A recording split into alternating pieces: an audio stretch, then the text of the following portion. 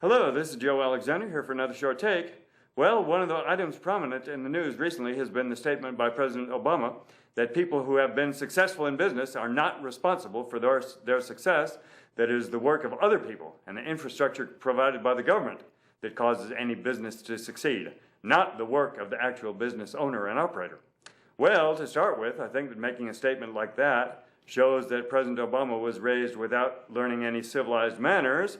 In civilized and mannerly society, the right thing to do is to praise others and give them full credit for their achievements. But then if anyone praises you for your achievements, you should give the credit to someone else. For example, I work as an artist. So when I see that other artists have done good work, I should praise them and give them credit for it. Someone recently showed me a cartoon from a paper that was published about 20 years ago in Fayetteville. He wanted to know if I recognized what artist had drawn the cartoon. I recognized it as the work of Daniel Costin, so I told him so. And then I told him that Daniel Costin was a very good artist, and I admired his work a lot. And it's true, Daniel Costin was a very good artist.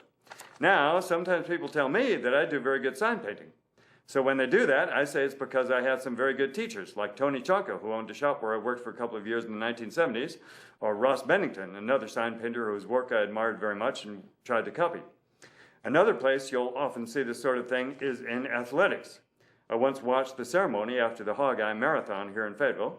The race was won by a fellow from Africa, and when they were praising him and giving him first prize medal, instead of allowing the praise for himself to go on, he immediately started praising the runner who came in second, a local fellow. The winner praised him as a great up-and-coming marathoner.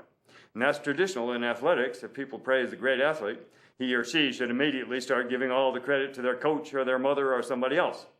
So I think it was very barbaric and uncivilized for President Obama to belittle the achievements of successful business proprietors like that, and instead try to give all the credit for their success to the roads and bridges built by the government or to the internet developed by government R&D.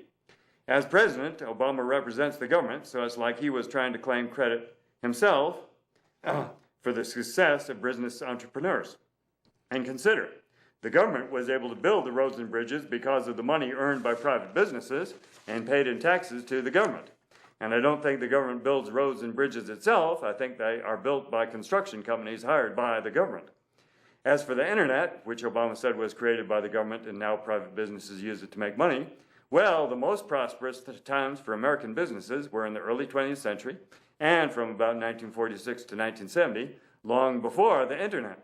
Sure, the internet has helped some businesses to prosper and succeed, but the prosperity of American business has in general gone downhill since the internet started.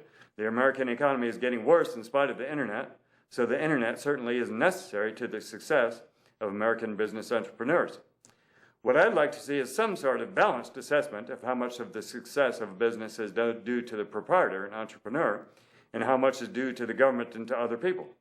President Obama talked as if he thinks the success of entrepreneurs is due entirely to the government and to other people. And they, the entrepreneurs, can claim no credit at all for their successes. And I've noticed that his conservative critics generally say the success of business is due completely to the entrepreneur, and nothing is owed to anyone else. Both these extremes seem a bit unrealistic to me, so I think it would be more realistic to consider how much of the success of a business is due to the entrepreneur, and how much to other people and to the government. I think a realistic assessment might be something like 80% to the entrepreneur, 10% to employees and workers, 5% to teachers and motivators, and then maybe 5% or less to the government and the infrastructure it provides. As many business owners know, the government is often much more of an obstacle to success than doing anything to help. So I'd give the government the least credit for anyone's success in business, unless, of course, they're a corrupt big business that can bribe the government for special favors.